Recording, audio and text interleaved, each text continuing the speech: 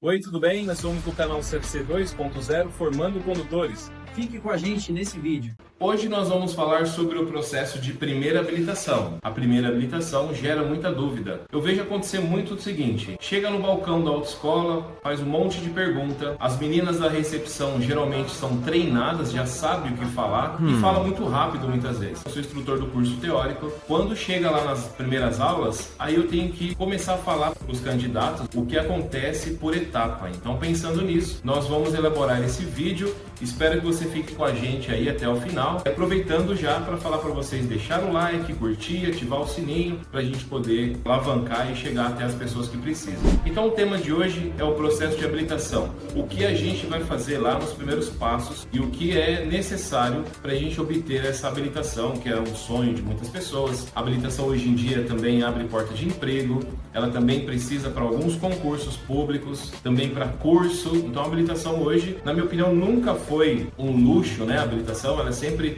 foi necessário, mas nos dias de hoje. Então vamos lá. Como encontrar uma autoescola, né? O primeiro tema que a gente pode abordar aí nesse momento. Na minha opinião também, tudo isso baseado em cima do que a gente foi avaliando, tá, turma? Em sala de aula, que os alunos procuram mais. Então, como avaliar uma autoescola, como chegar nessa conclusão? É a autoescola que está lá na esquina de casa serve? De repente sim, mas eu partia do princípio de o seguinte: saber a integridade da autoescola, procurar recomendações, dar uma olhada no Google, fazer uma pesquisa. E eu acho que o que não falha de verdade é aquele vizinho que teve satisfação em passar a informação, aquele parente, aquela pessoa próxima que indica. Eu acho que o melhor marketing é esse, da pessoa ir no lugar, se sentir acolhida e receber aquilo que ela foi buscar, que ela pagou por aquilo. Eu acho que essa é a melhor indicação. Então sempre tem alguém de boa vontade, né, que passa essa informação para nós.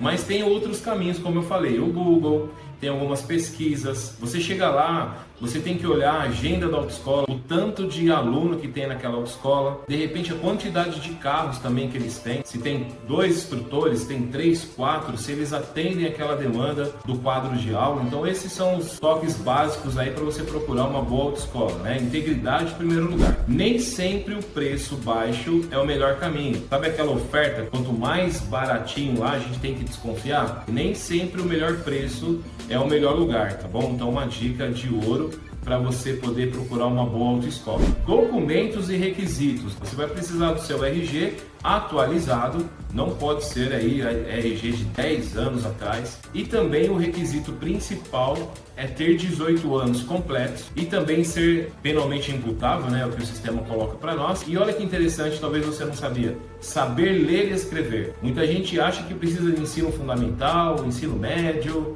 né? De repente o pessoal confunde com o grau de escolaridade que ela tem. Mas na verdade o sistema pede saber ler e escrever. A gente precisa também interpretar as questões, porque como é que eu vou fazer uma prova teórica se eu não sei interpretar o que está sendo colocado para mim ali? Olha que situação interessante, né?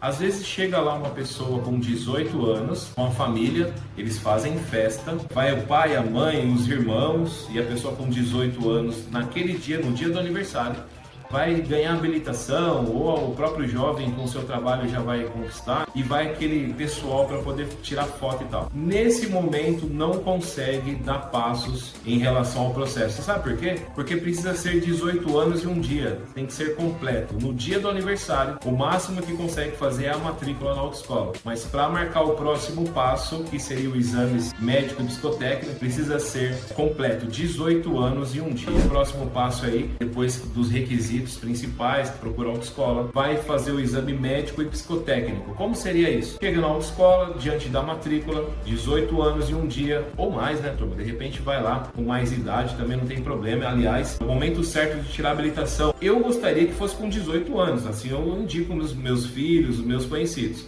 Mas o momento certo de tirar a habilitação é agora, é quando você decide. É quando você tem tempo, quando você junta o seu dinheiro e aí você junta as duas coisas e procura uma autoescola, tá? Nunca é tarde.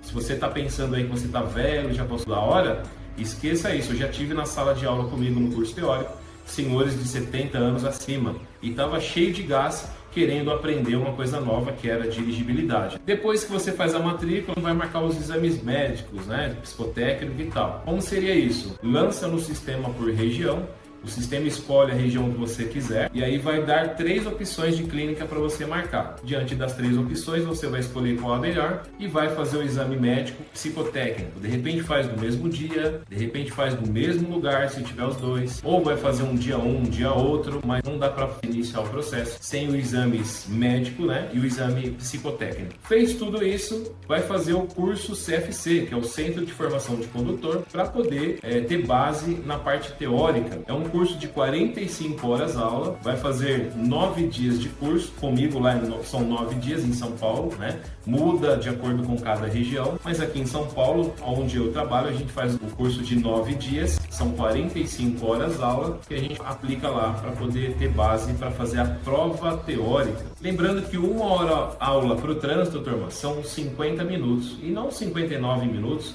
ou 60 minutos, igual a gente é acostumado. Então, para o trânsito, são 50 minutos por aula. Então, faz 45 horas aula, o curso CFC. Depois disso, fez o curso teórico, vai fazer uma prova teórica. São 30 questões aqui em São Paulo, você tem que acertar 70% da prova. 70% tem que acertar 21 ou mais questões. Depende do seu estado, né? Tem estado que são 50 questões, 60 questões.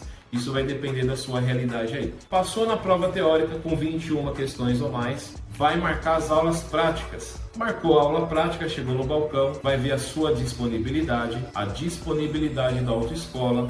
Juntos vão ver a agenda e vai marcar essas aulas. Vai ter que fazer 20 horas aula, vão dar 10 dias. Pode ser intercalado, pode ser todos os dias. Marcou as aulas, turma? Aqui na autoescola onde eu trabalho, no exato momento eles vão imprimir o que para poder fazer as aulas? A LADV é um documento muito importante para poder sair para dirigir o carro da autoescola. O que seria a LADV? É a licença de aprendizagem de direção veicular. O que tem nesse documento? As suas informações e as informações do CFC que você está coligado. Fez a matrícula para poder fazer o processo. Se for pego sem essa LADV, né, esse documento importante, vai dar muito problema. Como que seria pego? Numa fiscalização, porque os carros de autoescola também são fiscalizados, como todos os outros aí no Brasil. Então, quando tem aquele policial do trânsito e tem essas fiscalizações, o carro de autoescola passa por lá também. E aí você pensa comigo, já pensou que desconforto seria você dirigindo o carro da autoescola, só que a autoescola não te ofereceu esse documento importante. Então, se não tiver esse documento em mãos, vai ficar com um processo suspenso, vai dar um maior problema para a autoescola, né? Vai dar multa. Um passo a passo você vai entendendo como é, coisa liga a outra. Então esse aqui é só passo a passo de como você vai adquirir a sua habilitação. Lembrando disso daí, né? Pipoquei, corta aí, Thiago, e emenda no outro. Depois que fez as aulas práticas, turma, vai fazer o quê? O exame final, que é aquele exame que todo mundo tem medo.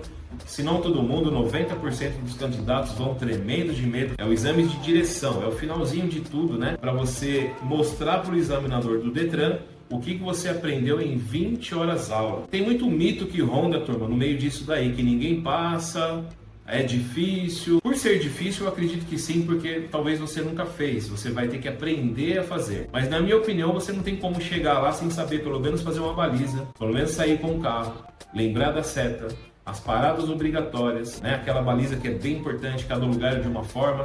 Aqui em São Paulo é entre os carros, né? A baliza.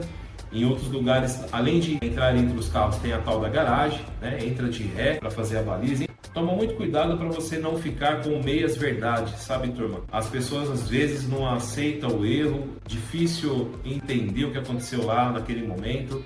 As pessoas que reprovam começam a falar coisas para se defender. Pensa assim que o ser humano às vezes pensa de uma forma que todo mundo erra menos ele. Eu acho que é um pouco do ego, eu acho que todos nós temos um pouco disso. E no meio desse processo de autoescola, quando as pessoas reprovam na parte teórica e na parte prática, a tendência das pessoas culpar alguém é muito grande. E às vezes é difícil a pessoa assumir. Então cuidado para você não ficar se referenciando com ninguém. Cada um tem um tempo, cada um tem um ritmo. Ah, meu vizinho falou que é difícil. Talvez seja difícil para ele e não para você.